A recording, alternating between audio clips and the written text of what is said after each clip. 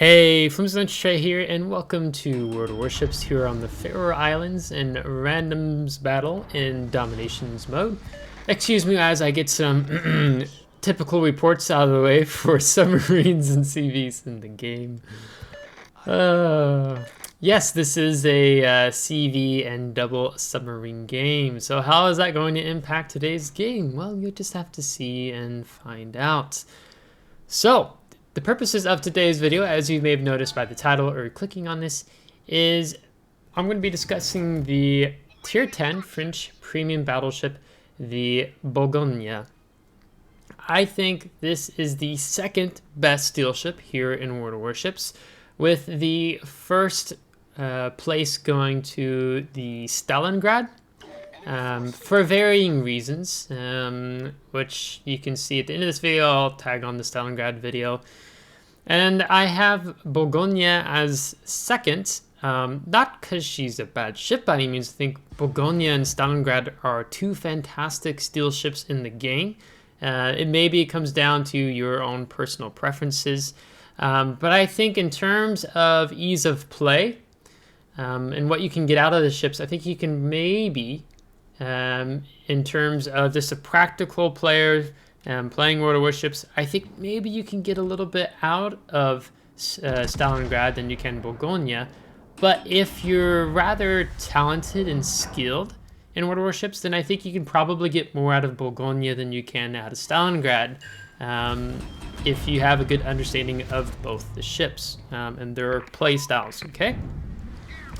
So, I'm going to be talking more about this ship after this GK player is going to give us a superb example of why you do not DCP one fire at the start of a battle.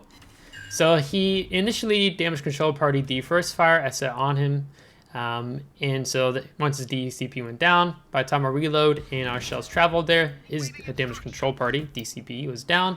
So we have, you can see a nice fire burning on the bow of his ship. You can set 4 fires on a ship if they don't have fire prevention. If they don't have fire prevention, you can set 2 fires on the superstructure. This Bourgogne does not have fire prevention. He doesn't believe in it. And now that he's used his damage control party, he is going to burn. So we fired now our 4th salvo, and we're already up to 53,000 damage. If you just look at the damage ticking, it is ticking like crazy and going up, right? So not even 3 minutes into the battle, we're at 70,000 damage. That is what you can do with this ship in terms of punishing players who play it wrong, okay?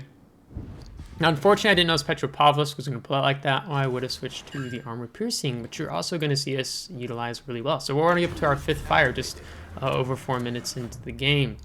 Now I'm going to play conscious with the submarine over here, but what I really want to get at is more talking about this ship as a whole. Okay, so the Bourgogne is available in the armory for 30,000 steel. Now, with the coupon, you can get 5% off, and you can pick up the Bourgogne for 22,500 steel. So the key features of the ship that Wargaming lists with the Bourgogne is her main battery reload booster consumable, which, if I'm not mistaken, I don't actually remember if we used it at the start of the battle yet. I don't think we did. Maybe we did. I can't remember now. I should look here, because that's going to annoy me. No, this isn't telling me. Yeah, no, we didn't use it. So we have yet to use it. But main battery reload booster consumable for these 12 380mm guns. You have access to the engine boost consumable, and you have a high top speed. Now, we didn't let our Mr. Friend in the Gross and Corsair get away, as we pick him off and picking up First Blood and Arsonist. So that's quite the way to start the game. Seeing the submarine here and pinging us, I just decide, no, not going to deal with that, as we get a direct hit on him with our depth charges. Which, speaking of these depth charges, I should probably tell you the range of them. And that is that these are 11 kilometer depth charge. So that's quite helpful. as you can see, it's a little bit more practical than some of the other really strong tier 10 ships, battleships in the game that may only get 6, 5, or 7 kilometers. So we do want to make the most use of this as possible. So we're going to DCP that and just avoid that entirely, as we want to hang on to our health. And that is one of the things in terms of talking about survivability of the ship. So you have a high level of citadel protection, you have a high level of anti-torpedo protection, but you have a small health pool. And you have low level of protection against HE shells due to the armor scheme. So your survivability is 74,700. So you do want to be mindful of that while playing. Typically, you might be waiting till later on in the game to be a little bit more aggressive. Here you're seeing a good example of her maximum main battery range, which I'm just checking that. So yeah, it's 24.8 kilometer, as we just had this booster appear on us.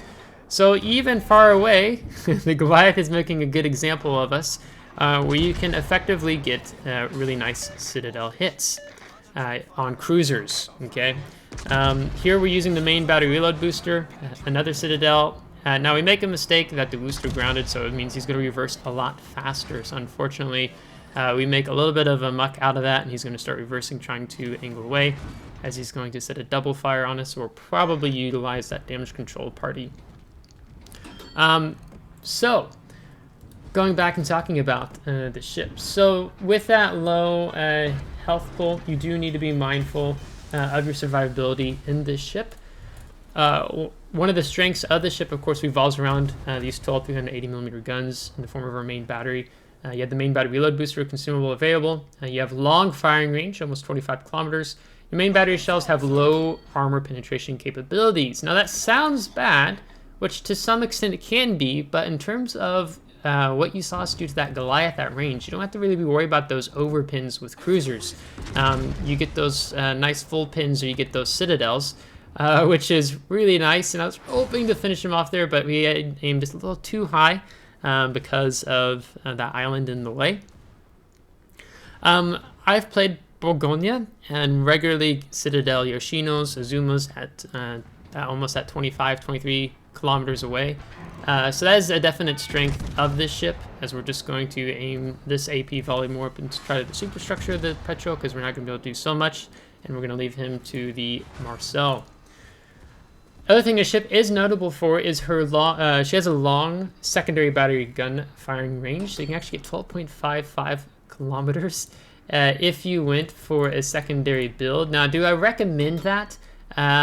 Not so much. It's doable. I mean, part of the deal is that there's other tier 10 battleships here in World of Warships that play that secondary battle role better than you can in the Bourgogne, as you pick up the Confederate and high caliber. Doesn't mean you can't, just means maybe you'd want to do that in another ship, something like the Schlieffen, which still has high speed, good concealment, and an amazing secondary battery, as we're going to utilize another main battery reload booster consumable here against this Allende. We're not going to let him go away, and I think our teammate's going to be okay there against that destroyer. Continue to talk more about the Bourgogne. Something I didn't talk about when talking about that main battery is her reload time. If you don't take the main battery modification 3, which reduces the reload speed by negative 12%, your 28-second reload time. If you do take it, which is what I run here on the Bourgogne, you get down to 24.64 second reload, which is really nice when you have 12 guns. And you can do some amazing things, particularly against cruisers and battleships, even destroyers, right? If you have the high explosive loaded, you have that even good fire chance, right? So your fire chance on these shells is 36%. So when you're firing 12 guns, pretty good chances you're going to get fires. Now, we probably would get more fires than we have already. We only have 5. But that's because we've been utilizing a lot of the armor piercing. We haven't been you don't sleep on armor piercing with Bourgogne. It's really good, high explosive and really good armor piercing. So you want to do a mix of both. So you do want to be mindful of that.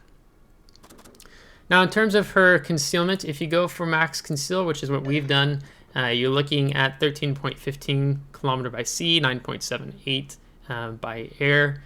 Her speed, her engine boost is a plus 15%. So you have plus 8%, 15%, 20%, and I can't remember, there's actually one that's a little bit higher than that. So I actually run the engine boost modification 1 in the third slot, which extends action time of our engine boost, meaning that we're getting 234 seconds out of it, and only has a minute and a half, 90-second cooldown time. So you can definitely get across the map very quickly with this ship. Now, if you have Sierra Mike flag, looking at her maneuverability, you can go 33.6 knots, but then of course once you throw in the engine boost, you can easily get up, I think it's closer to 40 knots if I'm not mistaken. Here, enemy Malta is reversing away as he should be, so we're just only going to utilize high explosive in this situation. There's really no point in firing armor piercing when he's angled in like this, since these carriers tend to have ridiculous armor schemes, even though that wasn't really the case in real life with Warships. So we're going to use a main battery reload booster in high explosive. As we know, there's a Sherman up in front of us. I'd like to go hunt him, but I don't like CVs. So we're just going to slow down here and focus him for the remainder of the time being. Now, I do need to just reference the WoW's wiki pros cons, so I'm going to read through this quickly. Excellent range of 24.8 kilometer on her main guns, 28-second base reload, which can be further enhanced by the main battery reload booster. Great secondary base range, you're able to reach 12.5, that 12.55 I referenced. Large secondary battery of 8 dual-barreled 127mm turrets and 3 tripled 152mm turrets. You have a strong AA suite, which is an improvement over the Republic, thanks to the addition of short-range mounts. The concealment, that 13.15 surface detection. It's the second fastest battleship in the game and able to reach nearly 42.5 knots with all the relevant upgrade skills and signals, above average rudder shift speed. Now, I don't know if that second fastest battleship in the game still stands, since some more ships have been introduced into the game since. Cons, second smallest health pool of all tier 10 battleships. That might also be different. Armor is susceptible to HE penetrations, as well as overmatch from very large caliber weapons. Small gun caliber, giving Bourgogne difficulty in penetrating angled armor. Definitely true, that's where the high explosive comes in handy. Mediocre dispersion with 1.8 sigma may give you the feel of an inconsistent performance, as we are now abusing the CV after he was abusing the incomparable. Poor performance of secondary battery due to low penetration accuracy and a larger turning circle radius of 910 meters. So that's Bourgogne in a nutshell, as we're going to end with 237,000 damage, 3 destroyed, 9 set on fires, 4 Citadel hits, some depth charge hits, Arsonist, Confederate, First Blood, and High Caliber, which this is a very strong game for us. So we're going to go and post the team score, 2,558 base XP, so our team was a bit strong, but we played really well in punishing enemy team for their poor positioning, and we had a good hold on our flank. So the high explosives 59, AP 108, airstrike 14, secondary battery tier 97, fires 54,000 with 1.2 million potential damage. All said and done with premium account, and I think just a standard green economic booster, 744,000 credits is the take home. So Bourgogne, not as a long battle, I guess, for me to go maybe a bit more in depth on the ship per se. I think I covered surface level, or just, this is the ship, here's her strengths. She doesn't have that many weaknesses. It just, her health pool is definitely one of those things you need to be mindful of. You don't want to overextend early on. In Bourgogne, Bourgogne is she's more rewarded once enemy team has been whittled down, halfway through the battle, and then you can be more aggressive in the second half. It's a very rewarding play style, I would say, of Bourgogne, similar to how you might play a brawling secondary build ship in that regard, just because she does play well at range. Her Sigma, I think it's 1.8. It's not incredibly the best, but you can see with the Goliath, right? Other cruisers that go broadside, you have no issues punishing them. Something else I didn't mention was her shell velocity, which is 830 meters a second, and same for both the high explosive and the AP. So now, of course, this is just my opinion in saying the Bourgogne is the second best steel ship, in Stalingrad taking the first place. You can probably flip those depending on the circumstances, as I said in the beginning. You know, if you're maybe a more general World of Warships player, I would say Stalingrad's probably the better one. But if you really understand a lot of the dynamics of the game, I think Bourgogne maybe even exceeds the Stalingrad if you have a good handle on the ship's features and characteristics, just because you can be very punishing with the Bourgogne if given the opportunity to do so. So if you liked today's video, give a thumbs up. If you didn't, give a thumbs down. Subscribe if you do want to see more. If you have subscribed, thanks so much. Really appreciate it, and we'll catch you next time. Take care.